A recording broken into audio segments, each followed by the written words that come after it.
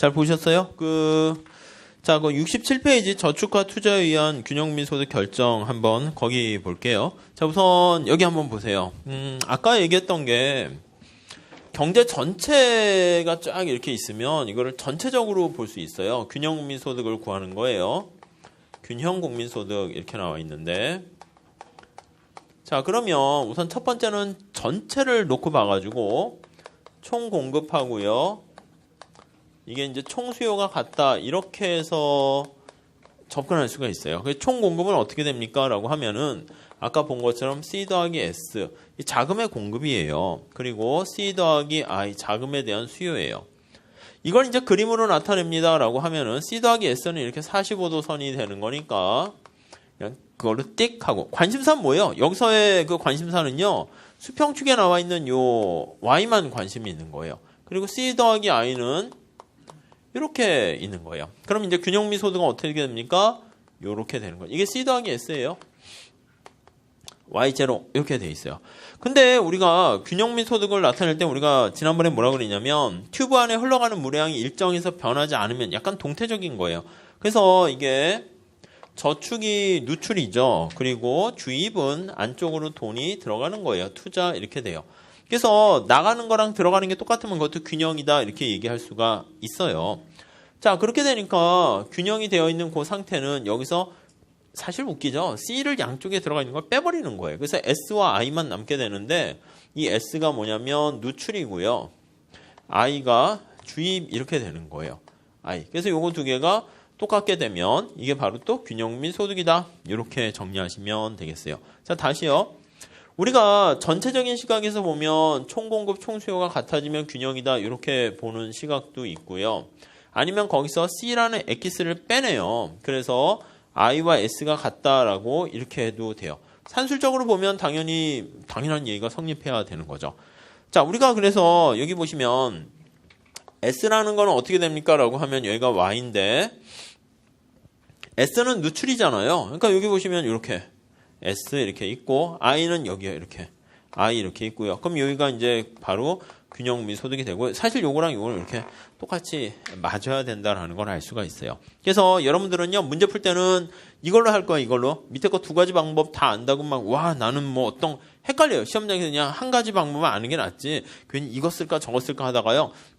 제가 오락을 잘 못하거든요. 무슨 뭐 총싸움 하는 오락 있잖아요. 그래서 와 신난다 해서 누가 선물로 줘서 뭐 장총, 칼, 권총 이런 걸 많이 갖고 있으면요. 저같이 결정을 못하는 사람은 악당이 앞에 나타나는데 뭘로 죽이지? 칼 꺼낼까? 이거 괜히 꺼내다가 내가 죽어요. 그러니까 그냥 칼 하나 들고 아니 총 하나 들고 그냥 하나만 그냥 하는 게 레벨이 높지 않은 이상은 그냥 하나로만 하셔도 돼요. 그러니까 이걸로 그냥 하시고요. 이거는 또 저 앞에 보면 Y는 CIG 그거요. Y는 CI 여기 G 이걸로 하는 거니까 그걸로 그냥 하세요. 이게 더 새로운 것까지 할 필요는 없습니다. 책으로 가볼게요. 67페이지 보시죠.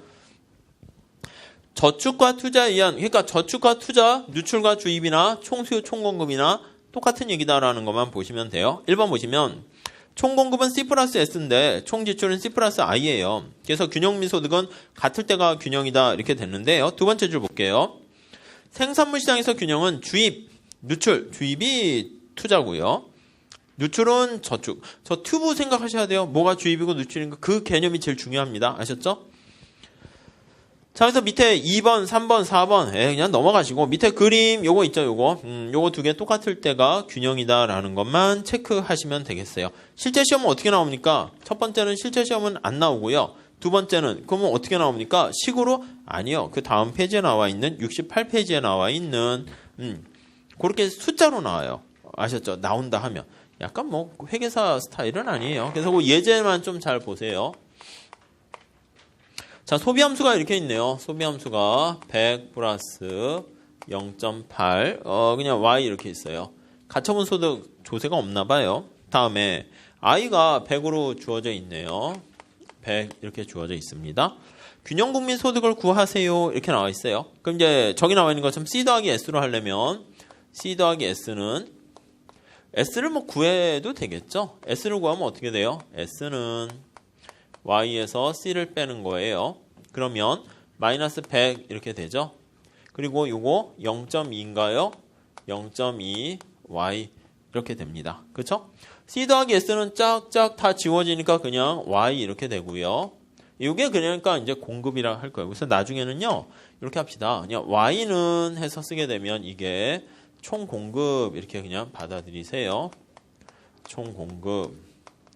그리고 총 수요는 어떻게 됩니까? 라고 하면 C 더하기 I 이렇게 되는데 C가 이거죠? 여기다 100을 그냥 더해버릴게요. 그러면 200 더하기 0.8Y 이렇게 된다고요. 그렇죠? 자, 그림 살짝 그릴게요. 나중에 이제 그림 안 그립니다. Y가 있고요. 요거 총 공급은 45도 선이고요. 그냥 45도 CS죠. 총 수요는 200 플러스 0.8 이렇게 돼 있어요. 여기가 200이고 기울기 0.8 이렇게 있어요. 이게 C 더하기 I예요. 자, 같게 풀면 얼마예요? 여기 Y고요. 여기 이렇게 있으니까 이거 넘어가면 어떻게 돼요? 0.2Y, 0.2Y는 200 이렇게 되죠? Y 얼마예요? 2000인가요? 1000인가요? 여기가 1000 이렇게 되는 거 알 수가 있죠. 그쵸? 자, 그렇게 보시면 그때 총 수요는 얼마입니까? 라고 하면 이 1000을 여기다 집어넣으면 되겠죠. 1000을 집어넣으면 어떻게 돼요? Y를 넣으면 이게 800, 200, 1000. 똑같아요. 여기 국민소득은 당연히 그냥 1000. 여기가 Y는 아니에요. 여기는. 그죠? CS랑 CT 이렇게 되는 것이고, 요게 국민소득은 1000 이렇게 되는 거 알 수가 있죠. 자, 그 다음에 저축과, 여기 나온 저축과 투자로 풀어볼게요. 저걸로 보셔야죠. 저축은 이거예요. 이거 가져오시고, 투자랑 같이 한번 보도록 할게요. 그래서 저축, 투자 이렇게 하면 똑같아요. 마이너스 100 플러스 0.2y고요. i가 지금 얼마라고요? 100 이렇게 있어요. 그렇죠? 그럼 이제 이것도 그림 뭐 한번 그려보시면 i가 100이니까 얘가 100 이렇게 있고요. 이렇게 i. 그림 연습하는 거예요. 그러니까 이것도 지금 하고 이제 마시는 거예요. 여기 100이고 그 다음에 기울기 0.2 저축이에요. 여기 1, 2 넘어가면 역시 y는 요 같아지는 거는 1000 해서 이제 사실은 요거나 요거가 같다 이렇게 보시면 돼요. 그러니까 당연히 여기 C를 빼면 이게 동시에 C 빠진 만큼 밑으로 내려갈 거 아니에요. 얘가 C 빠진 만큼 내려가니까 밑으로 쑥 내려가고요. 얘는 C만큼 빠지면서 이 기울기가 있는 건데 I만 남으니까 기울기 없어지고 빠지면 이게 탁 이렇게 옆으로 돼서 이렇게 되는 거 알 수가 있겠죠. 그 정도만 보시면 되겠고요. 뭐 재고 변압은 이런 거는 그냥 넘어가시죠. 자, 다음에 오른쪽 가볼게요.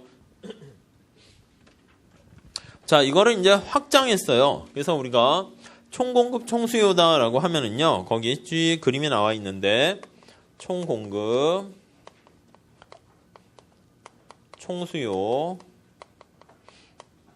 이렇게 되면, 이쪽은 이제 별 의미가 없으니까 C, S, T 뭐 이렇게 해서 표현해도 되고요. 거기 보시면 C, S, T 이렇게요. 요거는 C, I, G 이렇게요. 그리고 이제 총공급에서 만약에 개방경제다라고 하면 여기가 수출 빼기 수입이니까요. 누출 주입을 할 때는 요 M을요. 이쪽에다가 이렇게 보내기도 해요. 그래서 여러분들은 어떤 걸 기억하시냐면 이쪽이요. 이걸 좀 다시 쓸게요. 이게 누출이고요. 요게 주입이에요. 주입. 누출과 주입으로 그냥 살짝 뭐가 누출이고 뭐가 주입인지 그것만 보시면 돼요. 자, 누출과 관련된 거는 튜브 생각하시면 C는 뭐 다 들어가 있으니까 그냥 넣치고요.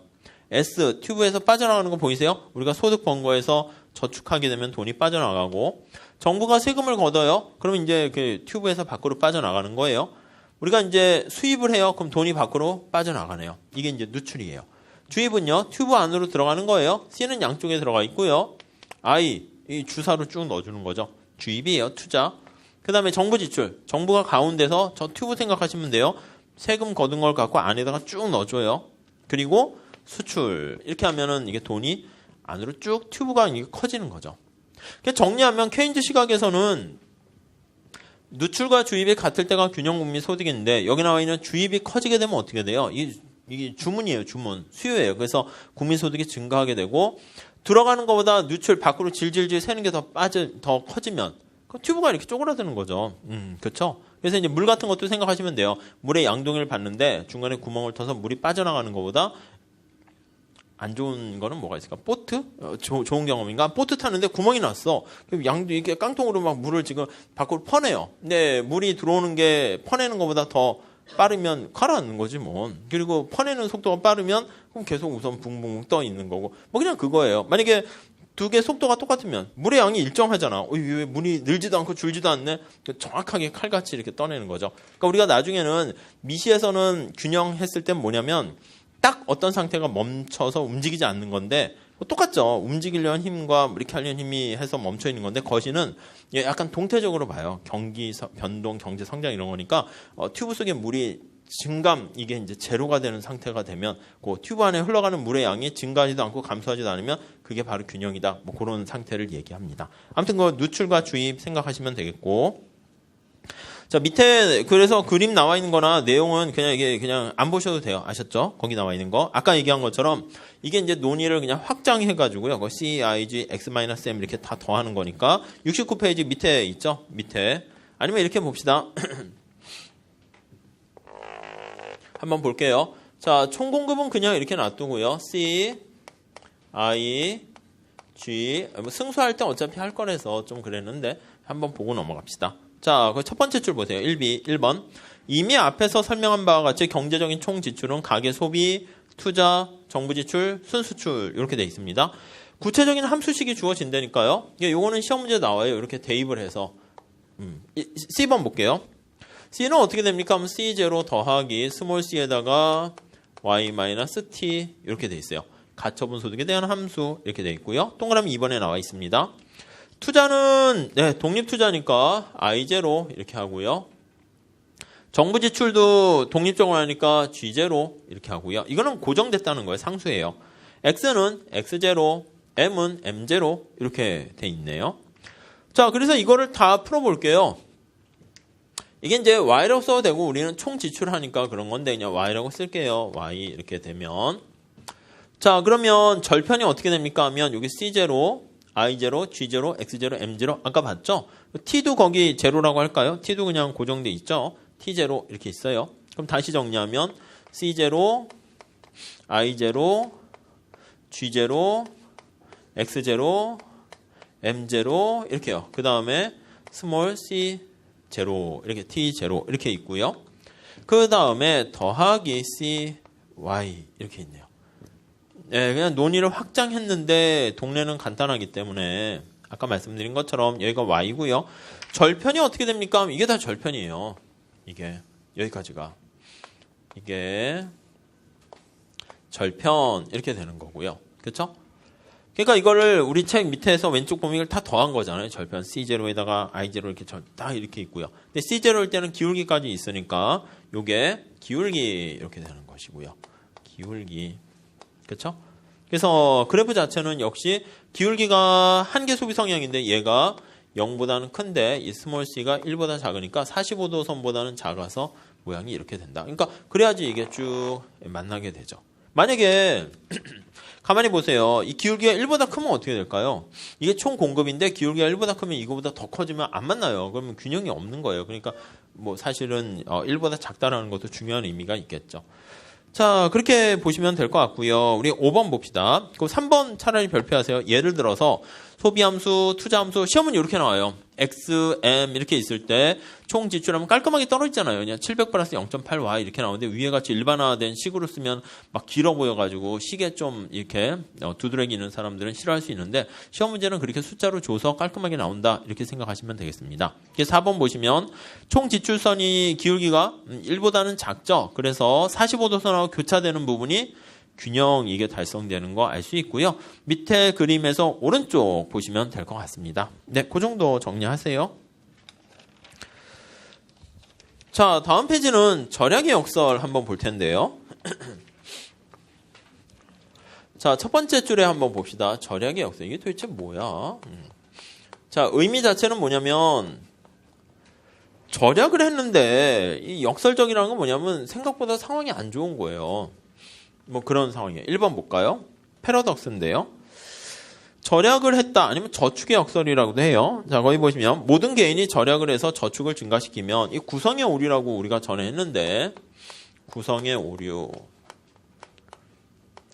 모든 구성원이 다 절약을 하게 되면 총수요가 감소해서 국민소득이 오히려 더 감소하게 되는, 그래서 경제 전체적으로 절약을 했더니 오히려 저축을 했더니 총저축이 증가하지 않거나 오히려 감소하는 것을 나타낸다. 이렇게 보시면 되겠어요. 그래서 2번 보세요. 근검 절약하는 게 가만히 보면은 개인 측면에서 어떻게 돼요? 바람직해요. 전에 이렇게 얘기했죠. 경제가 미래가 불안해. 그러면 소비, 투자, 정부 지출 이런 것들 한번 생각해 볼게요. 개인적으로 봤을 때 어떻게 해요? 미래가 불안하면 소비를 줄여야 되지 않을까요? 막 소비를 펑펑 과소비하면 아니요. 그거 합리적인 선택이 아니죠. 그러니까 미시적으로 봤을 때 합리적 선택은 미래가 불안하고 어둡고 꿀꿀하면 소비를 줄여요. 기업은 투자를 줄인다니까. 신입사원 안 뽑고 신규 사업 확장하기보다는 이렇게 움츠러들고, 정부는 가만히 있어라 이렇게 되는 거죠. 그러니까 이게 어떻게 되는 거냐면 총수요를 감소시켜요. 그래서 얘가 총지출이라 할까요? 총지출, 총수요를 감소하게 되고요. 총지출 감소하면 이게 어떻게 돼요? 소비, 투자, 정부 지출 감소하면 얘가 밑으로 내려간다고요. 이렇게 내려가면 균형 미소는 어떻게 돼요? 여기서부터 여기까지 줄어드는 거죠. 그렇죠? 그래서 오히려 총 수요가 중요한데 수요가 감소하게 되면 국민소득이 다시 이렇게 감소하고요. 케인즈가 봤을 때는 소비가 뭐에 영향받는가 하면 소비에 영향받는다고 그랬잖아. 근데 소비가 소득에 영향받는다고 그랬잖아. 그러니까 소득이 감소하면 얘가 또 줄어들어요. 또 기업들도 만약에 유발 투자를 상정한다고 하면은 또 줄고요. 얘는 가만히 있고 계속 감소한다고요. 그러니까 절약을 하는 게 개인으로 봤을 때 합리적일지 모르지만 전체적으로 봤을 때는 저 튜브에서 누출이 되기 때문에 오히려 좋지 않다. 그래서 2번에 구성이 오류한 예다. 이렇게 보시면 되겠습니다. 자, 설명 한번 봅시다. 유발 투자가 없는 경우 이렇게 나와 있는데, 자, 우리 저축과 투자 요 그림으로 보시면 돼요. 이쪽으로 오시죠. 자, 요 그림 가지고 쓸 거예요. 요 그림. 자, 밑에 그림이 잘 나와 있으니까 간단히 보세요. 자, 저축이 증가하면 어떻게 됩니까? 저축이 증가하면 S가 증가하니까 이게 상방 이동하는 거예요. 이렇게 가는 거예요. 이 저축이 증가죠. 이게 마이너스 100이 아니라 기울기는 가만히 있는데 이게 뭐 빵이거나 플러스 100 한다 할게요. 플러스 아니면 50으로 바뀐다 할게요. 50 이렇게 해서 이만큼 150이 증가했어요. 그러면 국민소득의 여기가 제로에서 여기로 줄어드는 거 알 수 있죠. 책에 그림 잘 나와 있으니까 책 그걸로 하세요. 이걸 뭐 더 할 건 아닙니다. 자, 밑에 그림 보시면 유발 투자가 없는 경우는 S0에서 S1으로 저축이 증가했어요. 국민소득은 어떻게 돼요? Y0에서 Y1으로 감소했네요. 그게 그냥 보시면 끝이에요. 밑에 해설 봐서 뭐 그렇게 안 하셔도 돼요. 아셨죠? 그러니까 그림 보고 여러분들이 저절로 이해하시면 그걸로 다 된 거예요. 아셨죠? 유발 투자가 있는 경우 한번 볼게요. 그러면 유발 투자를 하면 자, 여기 한번 정리해 볼게요. 투자가 이렇게 독립투자만 상정한 경우, 이거는 우리가 아까 뭐라고 그랬어요? 다른 거에 영향 안 받죠? 그래서 이거는 자, 이렇게 볼게요. 이렇게 일반적인 투자식을 쓰면 이렇게 있고 더하기 알파 y 이렇게 써 있다 할게요. 자, 그러면 우리가 이렇게 두 개로 나눌 수 있어요. 얘는 뭡니까? 라고 하면 이거를 우리가 독립투자 이렇게 얘기해요. 독립이라는 게 뭐예요? 뭐에 영향 안 받는 거예요. 그러니까 y에 영향 안 받아요. y가 0이던 1이던 100이던 i0는 일정하게 돼 있고요. 이쪽에 나와 있는 이거 있죠? 뭐에 의해서 영향받는, 이건 소득에 영향받으니까 엄밀하게 이제 소득 유발 투자 이렇게 얘기해야 돼요. 이자율에도 유발될 수 있고요. 근데 아무튼 뭐에 영향을 받네요. 소득 수준에 의해서 영향을 받아요.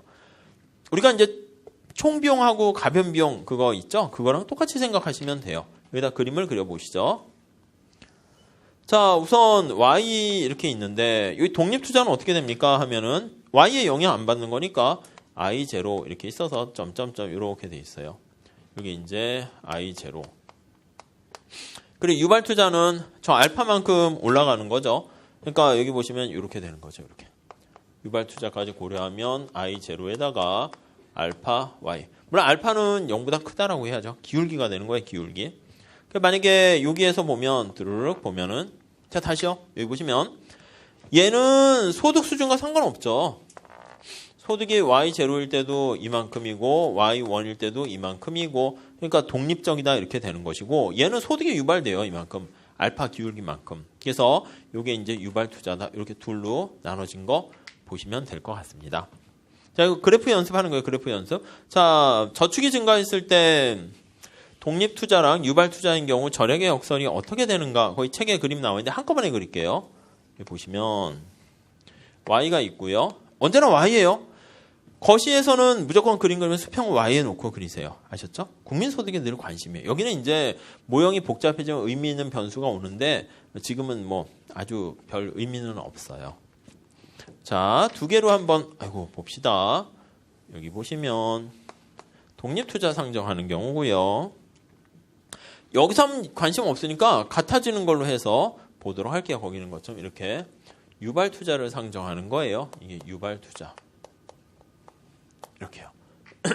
네, 그렇게 있죠. 자, 저축 곡선이 우상향합니다. 왜 같아지는 데서 시작할게요. 이렇게 저축 이렇게요. 저축 이렇게요. 이건 독립 이렇게 봅시다. 독립 이렇게요. 자, 저축이 증가했다 할게요. 저축이 증가하면 저축 곡선이 상방 이동이죠. 여기 있습니다. 상방 이동하면 이렇게 이동해요. 이 그림을 좀 잘 못 그렸네요. 여기까지 더. 자, 어떡하죠? 저는 괜찮아요. 이렇게 늘릴 수가 있어요. 원래 이거 먼저 그릴 걸 그랬어요. 이렇게 그리고, 이렇게 그리고, 여러분들은 지울 수가 없겠죠? 죄송한데, 이렇게요. 이렇게 돼 있죠? 그러면 이렇게, 여기 그림을 이렇게 쫙 이렇게 그리시면 되겠죠? 그렇죠? 자, 그러면 여기 보세요. 여기가 제로점이에요, 제로점. 독립투자일 때는 균형미 소득이 어디예요? 여기에요, 여기. 노란 색깔하고 빨간 색깔 만나는 여기가 독이라고 쓸게요, 독. 점점점점점 Y도 Y0 유발 투자일 때는 이 기울기가 가파르니까 여기까지 줄어들어요. U 이렇게 됩니다. 그래서 YU 이렇게 보시면 돼요. 자, 저축이 증가했어요. 절약이 증가했어요. 그때 국민소득이 어떤 게 더 훨씬 더 국민소득이 크게 위축됩니까? 유발 투자가 훨씬 더 위축된다. 이렇게 보시면 될 것 같아요. 그렇죠? 자, 이거는 그래프로 보는 거고, 저 뒤에 이제 승수 보면은 이게 좀 당연하게 이해가 될 수가 있을 거예요. 그때 가서 다시 말씀드릴게요. 만약에 이거 한번 더 해볼게요, 이거.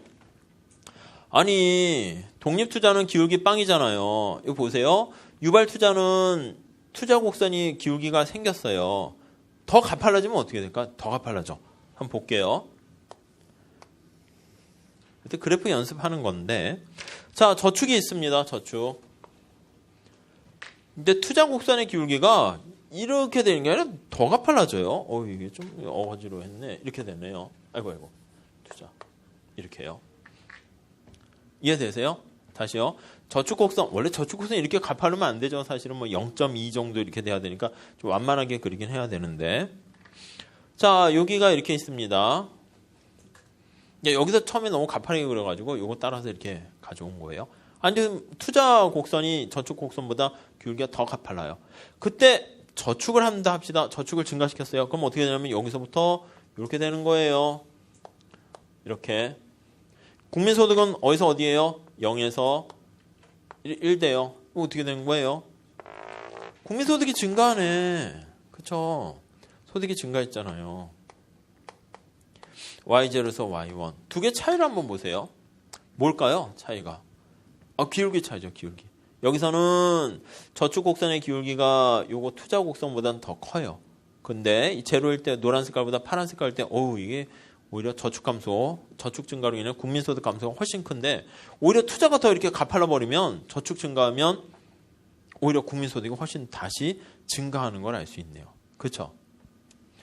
그리고 뭔가 말로 표현해야 되는데 이걸 뭐라고 표현할까 한번 생각을 해보면 여기 보세요. 요거는 탄력성 가지고 얘기할 수 있을 것 같아요. 여기 한번 보세요. 자, 그래프 보는 연습이야. 다시 말씀드리면 시험에는 안 나와요. 근데 이건 미시 연습하는 거예요. 자, 소득이 증가했어요. 소득이 증가 시 저축이 증가하는데 얼마나 증가합니까? 그럼 저축은 이만큼 증가해요.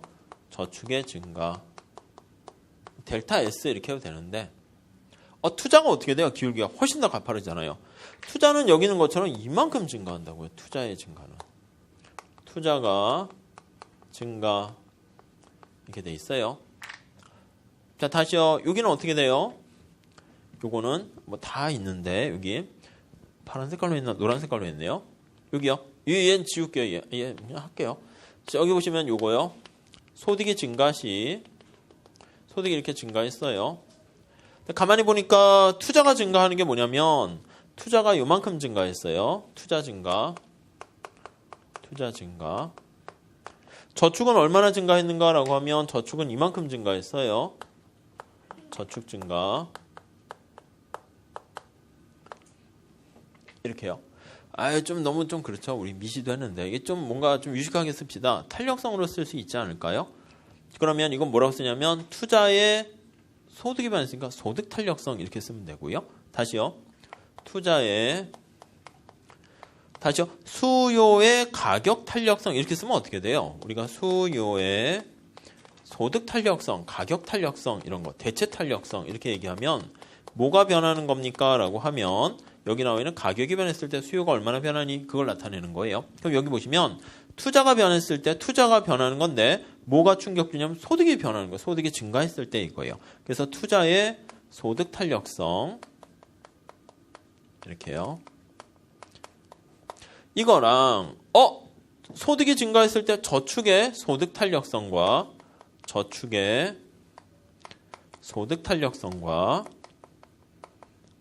어느 게 더 커요? 그러니까 여기 보시면 소득이 조금 증가했는데 저축이 크게 증가한 거예요. 저축이 이렇게. 여기 볼게요. 소득이 증가했는데 저축보다 투자가 너무 많이 증가한 거예요. 그러니까 이 경우는 투자의 탄력성이 저 소득은 뺄게요. 당연히 충격 주는 거는 여기 소득밖에 없으니까 투자의 탄력성 하면 뭐가 변하는 거야? 소득이 변했죠. 그리고 저축의 탄력성에 비해서 약식으로 쓴 거예요. 어느 게 더 큽니까? 라고 하면은 투자의 탄력성이 훨씬 더 큰 거예요. 좀 차이가 있네요. 그래서 이런 경우에는 절약의 역설이 발생하지 않는다. 이런 경우는 절약의 역설이 발생한다. 그렇게 보시면 돼요. 그림으로 우선 봤습니다. 자, 우선 책 한번 가보도록 할게요. 오른쪽에 보시면 그래프는 그대로 보시면 될 것 같고요. 그래서 유발 투자가 있을 때 절약의 역설이 더 커진다라는 70페이지 맨 마지막에 관역 그거 하나 체크하시고 오른쪽 가볼게요. 의미 한번 봅시다. 그 유발 투자는 위에 나와 있는 거 참고로 보세요. 그 독립 투자 여기 설명인데 독립 이쪽으로 오시면 아무 거에도 영향 안 받으면 그냥 독립 투자고요. 소득에 영향 받으니까 사실 소득 유발 투자예요. 거기도 그냥 유발 투자했는데 만약에 여기 또 이자율에 영향 받는다 할게요. 마이너스 이자율이 이렇게 있어. 그럼 이것도 유발 투자예요. 유발 투자. 이거는 뭐의 유발 투자? 이자율의 유발 투자. 애니멀 스피릿의 유발 투자. 이렇게 확장할 수 있어요. 근데 보통은 이제 케인즈 동네니까 케인즈는 이자율에는 별로 영향 안 받는다 해서 확장할 땐 여기까지는 확장. 왜냐면 수평축이 언제나 Y니까. 그래서 유발 투자는 보통 이렇게만 쓴다라고 보면 되고 이거 식 만들 땐 당연히 이렇게 해야죠. 참고로 그냥 보시고요. 다음 의미 볼게요. 1번 절약의 역설은 투자 기회가 부족하여 그 밑줄 쫙 치세요. 저축이 증가하더라도 투자로 연결되지 않는 거기 밑줄 쫙 치시면 되겠습니다. 자, 케인즈 경제는 어떤 상황이에요? 케인즈 상황은 지금 우리가 언제나 케인즈 경제 한다고 했어요. 상황이 뭔가 미래가 장밋빛 같이 낙관적이에요? 아니면 꿀꿀해요? 꿀꿀이에요. 꿀꿀. 그렇죠? 미세먼지가 없어져야 되는데 아무튼 이렇게 쫙 이래요. 그렇고 약간 후진국이에요, 선진국이에요. 영국이에요, 영국, 미국. 선진국에 해당하는 상황이에요. 선진국의 꿀꿀이니까 불황의 경제학의 상황이에요. 그러니까 우리나라 케인즈가 봤을 때는 자기네 나라 상황 가만히 보면 우리나라도 옛날에 실학자가 얘기한 거 있는 것 같은데 선진국인데 소비를 해야 되는데 소비를 안 하는 거. 오히려 저축을 하게 되면 오히려 유효 수요를 떨어뜨려서 사실은 경제가 더 국민 소득이 침체된다라는 거. 근데 선진국은 뭐냐면 소득이 증가했어요. 근데 여기 보시면 투자가 별로 할 데가 없어요. 선진국은 뭐야? 투자하려고 했더니 이미 도로가 다 정비돼 있고 항만, 공항 돈이 갈 데가 없어요. 아파트 벌써 이미 다 건설이 돼 있는 거예요. 근데 후진국은 어떻게 돼요? 소득이 증가했다? 할 게 되게 많은 거예요. 할 게 너무 많아 죽겠는데 돈이 없어서 문제인 거야. 그러니까 자기네 국민들이 저축을 해서 돈을 재원 조달하면은 그걸 갖고 이것도 하고 학원도 다니고 도로도 건설하고 가로등도 만들고 할 텐데 돈이 없어가지고 고민이니까 이 차이만큼을 외국에서 빌리는 거죠. 이제 차관이던 차입을 하는 거, 해외 차입. 근데 얘는 돈은 남아 도는데 저축이 자금의 공급이라고 그랬잖아요. 쓸 데가 없는 거야, 이거요. 그러니까 약간 케인즈는 배부른 소리예요. 배부른 소리. 그러니까 고전학파 쪽은 약간 보면 평범하고 약간 배가 고프고 좀 더 액티브하다는 건 할 일이 되게 많은 거예요. 근데 케인즈는 이미 내가 회계사 공부도 너무 많이 했어. 벌써 한 3년째, 5년째 회계사 준비를 하고 모든 학원에 그 강의하시는 분 강의도 다 듣고 책도 이미 다 있고 시험 문제 풀면은 점수도 되게 잘 나와요. 근데 실제 시험장 가면 또 안 나와요. 근데 이 사람은 뭐 어떻게 해야 될까요? 할 게 없는 거야. 시간은 남는데. 그렇잖아. 보통 그런 사람도 있어. 그런 사람들은 시험에 잘 안 맞는 거야. 실력이 없어서 떨어지는 게 아니라 시험장 가면은 이게 몸이 딱 위축돼서요. 이렇게 되는 사람 뭐 있다니까. 그래서 나중에 시간 되면 진짜 모의고사 경작 이런 것도 해보려고 그래요. 실제로 딱 한번 해봤었는데 말씀 안 드렸나요? 20문제를 20분 동안 푸세요 하고 간단히 설명하고 이제 그런 거 실전 비슷하게 뭐 했었거든요. 근데 진짜 경제학과 나오고 잘하는데 자 시험 스탑워치로 자 시작 했더니 그 친구 잘했어요. 가까운 학교 경제학과 학생인데 근데 이렇게 하는데 가만히 있어. 그래서 아니 왜 안 푸세요 하니까 그 생각이 이렇게 그 시험 시간만 재면 이게 뭔가 뒤따라오면은 어쩔 줄 모르는 거 있잖아. 그러니까 마음을 편안하게 해야 되는데 차라리 그때는 공부보다는 그냥 뭐 심신 단련 뭐 이런 거 하는 게 더 나을 것 같은데 그런 상황이에요. 그러니까 그 친구는 공부할 게 없어서 공부를 못한 게 아니고 이제 처음 올해 시작한 사람은 시간이 없어요. 시간만 있으면 돈만 더 있으면 강의도 더 듣고 그 사람한테는 돈이 남아도면 괜찮아요. 이 사람은 할 게 없는 거예요.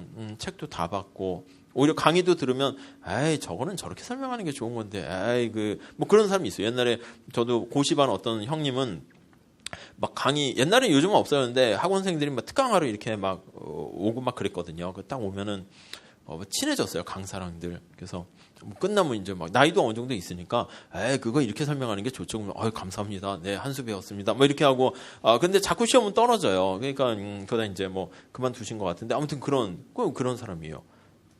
시간이 많이 준다고 그 사람한테는 도움되는 게 아니죠. 그러니까 케인즈가 생각할 때는 이거예요. 돈이 있어도 오히려 더 투자할 데가 없는 거예요. 근데 이 경우는 어떻게 돼요? 후진국 소득이 증가하면 자금이 없는데 투자할 데가 되게 많으면 그때는 절약의 역설이 발생 안 하죠. 오히려 계속 투자하면 자본 축적 이렇게 돼 더 좋은 거예요. 자, 그래서 거기 보시면 2번 볼게요. 저개발국이나 개발도상국 같이 투자할 게 너무 많아요. 돈이 없는 거야. 이거는 자금에 대한 수요는 많은데 그런 경우에는 오히려 저축이 개인으로 뿐만 아니라 경제 전체적으로 미덕이에요. 절약의 역설이 발생 안 해요. 근데 2번 보시면 절약의 역설은 그러니까 모든 국가에서 성립하는 게 아니고 투자 기회 부족으로 투자할 데가 없는 거예요. 저축이 증가했는데 돈이 갈 데가 없는 거죠. 자, 저 튜브 저기까지 가기 뭐하니까 여기서 합시다. 이렇게 있어서 소득을 번 거 중에서 일정 부분은 소비하고 일정 부분은 저축을 하는 거죠. 누출이에요. 개도국은 어떻게 돼요? 이렇게 자금이 이렇게 빠져서 누출이 되는데 투자할 때가 너무 많은 거야 이게. 돈 좀 막 빌리려고 블랙홀 같이 그냥 돈이 생기면 바로바로 이렇게 되는 투자가 이렇게 주입이죠 주입. 이런 경우는 여기 물이 고여있지 않아요. 돈이 고여있지 않고 바로 그냥 쑥 하고 이렇게 들어가요. 근데 이렇게 케인즈 상황에서는 돈이 이게 더 큰 거야. 누출이 더 큰 거예요. 우리 아까 얘기한 것처럼 누출이 너무 큰데 투자할 데가 별로 없어요. 이렇게. 그러니까 돈이 여기서 계속 머물러. 어디로 가지? 내 돈이 막 100억 있어. 이걸 뭐 하지? 건물을 뭐 어떻게 살까? 뭐 사업을 할까? 뭐 할까? 막 지금 망설이면서 우물쭈물하고 있는 거예요. 고민하고 있는 그런 상황이라는 거죠. 그리고 내용을 구별하시고요. 절약의 역설이 최근 10년간은 나온 역사는 없어요. 그럼 왜 합니까? 우선 있어서 하는 건데 두 번째는 요 그래프 있잖아요. 그거 그냥 보기 위한 뭐 그런 연습이다라고 생각하시면 되겠어요. 아셨죠? 그러니까 이 강약을 조정해서 해야 돼요. 지금 할 때만 이렇게 쭉 하고요. 객관식 할 때 이런 거 안 해요. 왜냐면 기출문제 나온 적이 없어 그래요. 물론 20년 전 기출문제를 찾으면 있어요. 그러니까 최근에는 최근 스타일에 맞춰서 문제는 좀 보셔야 돼요. 안 그러면은 공부량은 되게 많아지는데 점수는 안 나오는 그런 상황이 돼요. 왜냐면 주어진 시간이 제한되어 있는데 시험에 나올 거를 잘 하셔야죠. 근데 설명은 다 책에 있으니까 드리긴 해요. 자, 5번에 보시면 인플레이션 갭과 디플레이션 갭인데 자, 디플레이션 갭이란 거기 잘 보세요. 완전 고용 산출량을 도달하기 위해 거기에 밑줄 쫙 치세요. 그리고 필요한 동그라미 치시고요. 자, 우리 이렇게 한번 봅시다. 다음 페이지 그림 갖고 한번 볼게요. 자, 72페이지 그림이 나와 있는데 밑에 보시면 45도선이 이렇게 쭉 가다가 거기서 이제 인플레이션 갭까지 하려고 해서 놔두는데 여기서 이제 보통 이제 또 책에 따라 이렇게 더 이상 못 가는 이게 장벽에 부딪혀요. 그렇지 않을까요? 완전 고용 산출량 수준이에요. YN 이렇게요. 완전 고용된 거죠. 잠재. 몇 시간 공부한다고요? 14시간. 이게 내가 최선을 다하는 거예요. 완전 열공 이러는 거예요. 열공. 그렇죠?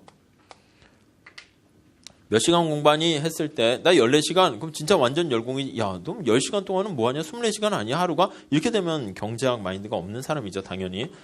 당연히 자는 시간도 있고 해야죠. 근데 지금 상황이 어떻게 되냐면 경제가 좀 침체돼 가지고요. 총 수요가 이렇게 있어요. 그래서 C, I, 뭐 G 여기까지만 쓸게요. 그럼 균형미 소득은 어떻게 됩니까? 라고 하면은 여기에요. 여기. 점점점점점 지금 Y0를 합시다. 이렇게요. 책에 보면 그냥 Y1이네. 책대로 할까요? 1 합시다.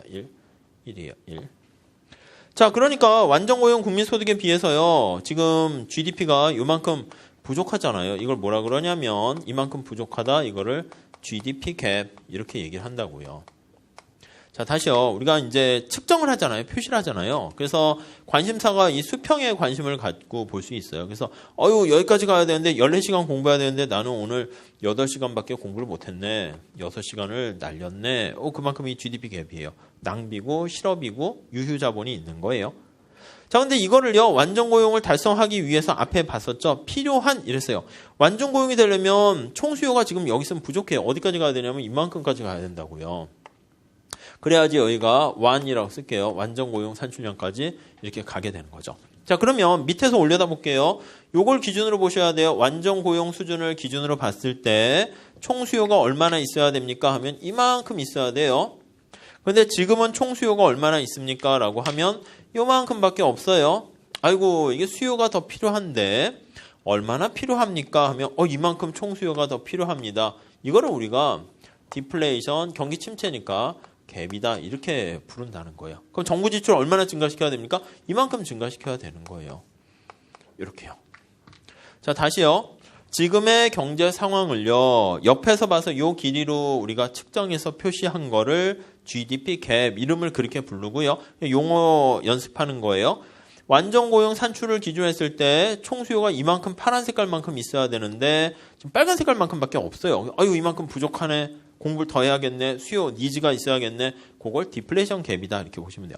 이거보다 더 과하게 가면, 더 위로 가면 그때는 이제 요 크기를요 우리가 인플레이션 갭 하는데 시험 문제는 거의 디플레이션 갭이니까 그냥 디플레이션 갭만 그냥 보셔도 돼요. 아셨죠? 이거 질문하지 마세요. 이거 위로 이렇게 더 이상 못 가니까 한 거고 책에서는 완전 고용 산출량이 14시간인데 그보다 이제 공부는 더 할 수 있잖아요. 여기까지 가게 되면 나 오늘 공부 잘 돼서 18시간 공부했어. 이렇게 되면 4시간을 더 과열해서 한 거죠. 그래서 요거는 GDP 갭이 마이너스고요. 이거 인플레이션 갭. 인플레이션이 뭐예요? 물가가 상승하는 거니까 머리에 열이 나는 거예요. 기계를 너무 오버해서 가동했기 때문에 그런 것이죠. 자, 책으로 가볼게요. 그래서 디플레이션 갭만 좀 잘 보세요. 자, 72페이지 한번 가봅시다. 자, 1번 봅시다. 그림 4-9 밑에서 보면은요. 거기 보면 2점, 2점. 여기요, 여기. 파란 색깔 여기가 되었을 때는 자, YN 완전 고용 산출량 수준이고요. 거기 보니까 총 지출이 계획된 총 지출이 완전 고용 달성하는 것만큼 충분히 있는 거예요. 그래서 그 크기를 우리가 디플레이션 갭이나 인플레이션 갭이 없는 거예요. 가장 바람직한 상태죠. 근데 2번 볼게요. 자, 현재 총 지출선이 A21으로 떨어졌어요. 밑에 주황색. 이거 빨간 색깔로 떨어진 거죠. 주문이 없는 거예요. 이만큼 총수요가 부족한 거예요. 요만큼. 그렇죠? 그러다 보니까 이만큼 GDP 갭이 발생한 거예요. 총수요 부족한 걸 디플레이션 갭 이렇게 보시면 되겠어요. 그래서 옆에서 이렇게 측정한 거를 거기 밑에 빨간 색깔 관역 있죠? GDP 갭이라고 표현하고요. 요걸 디플레이션 갭이라고 표현합니다. 그 용어 보세요. 그림 요거랑 요거. 넘어가시죠. 3번에 디플레이션 갭.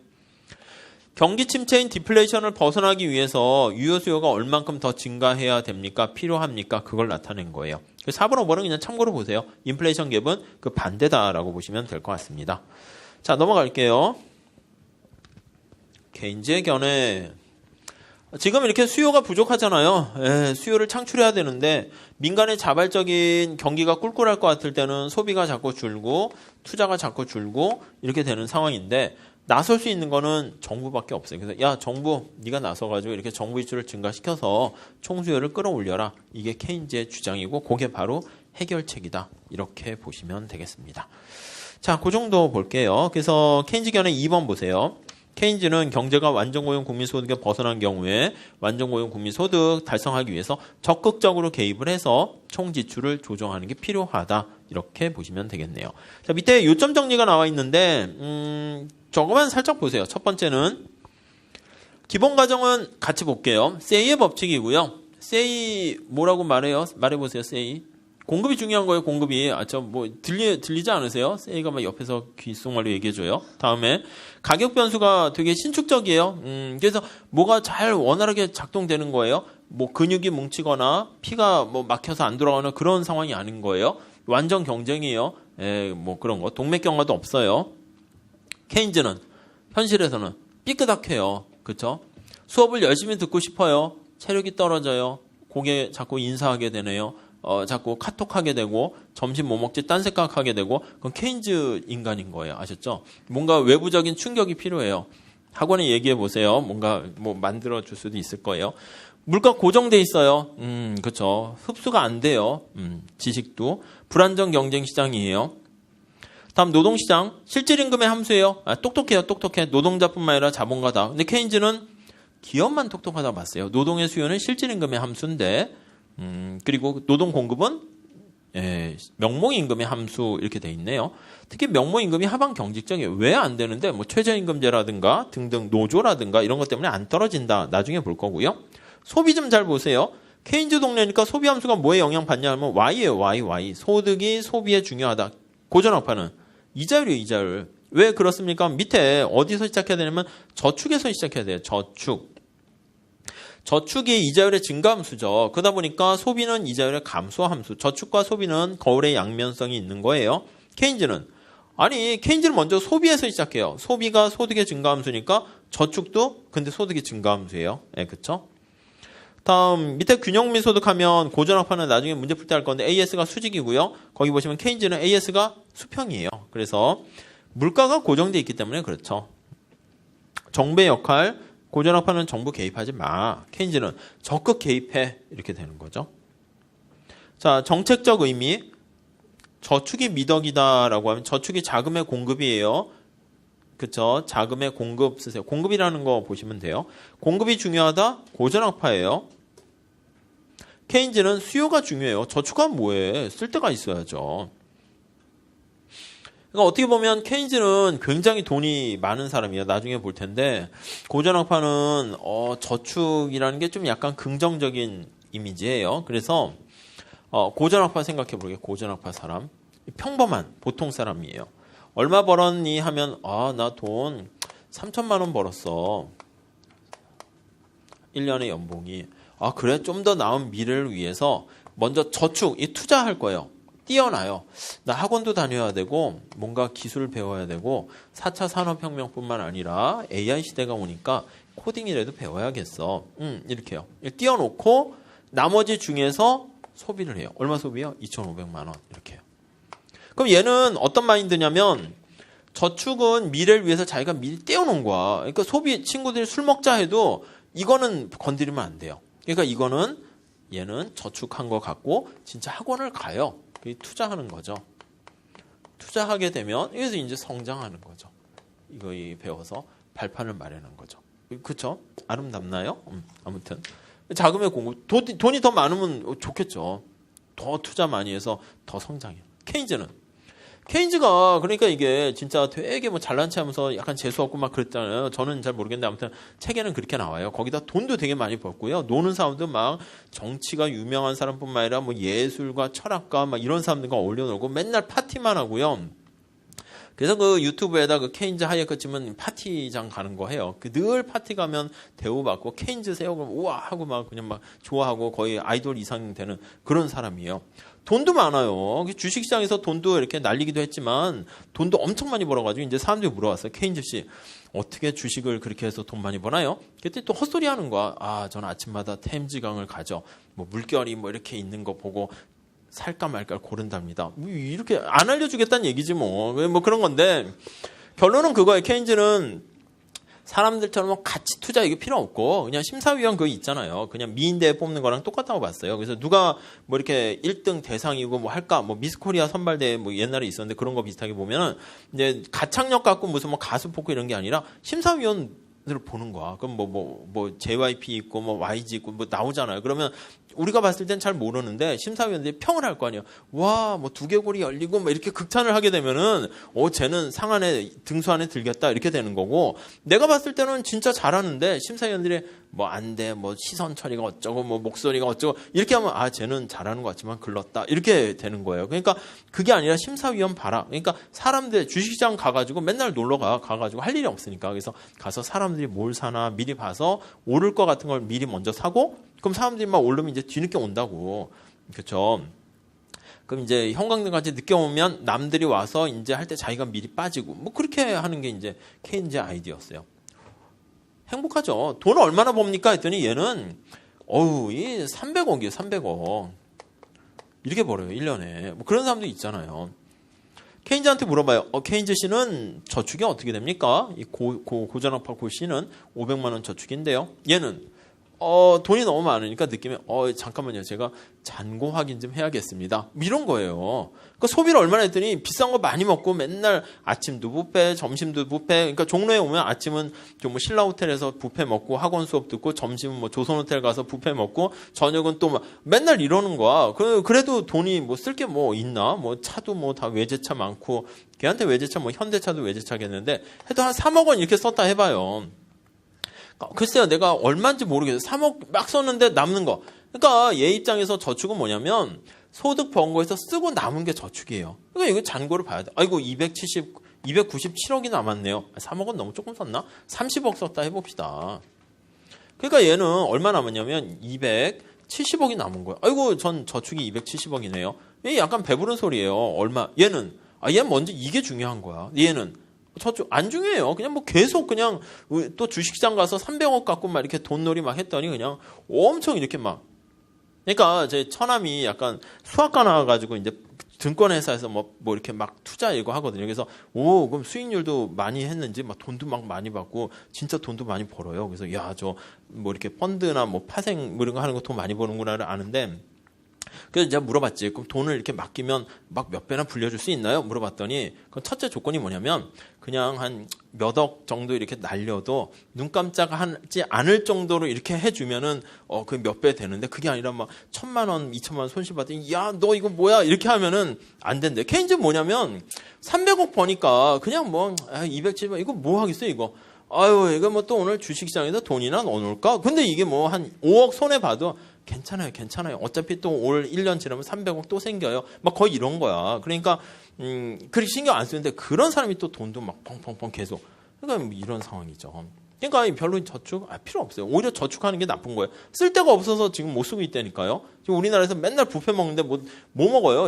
그러니까 뭐 이상한 뭐 원숭이 머리, 뭐 두개골, 뭐 상어 지느러미 맛있는지 모르겠지만 뭐 그런 거 이렇게 자꾸 먹게 되는 거죠. 그러니까 약간 세상을 바라보는 그게 달라요. 약간. 이게 저 뒤에 나중에 화폐 수요로도 가고요. 막 그러니까 두 개가 이렇게 만약에 섞여버리잖아요. 그러니까 고전학파 애랑 케인즈 학파가 완전히 사고방식이 다른데 여러분들은 막 이제 둘 다 막 이렇게 학파에서 배운다고. 근데 우리는 기본적으로 다 케인즈 생각을 먼저 이렇게 배우는 거예요. 근데 그게 혼용돼 버리면 뒤에 가면 이게 모르겠어요. 이건 되면 이렇게 해도 되고 이렇게 저축이 왜 나쁜가요? 좋은 거 아닙니까?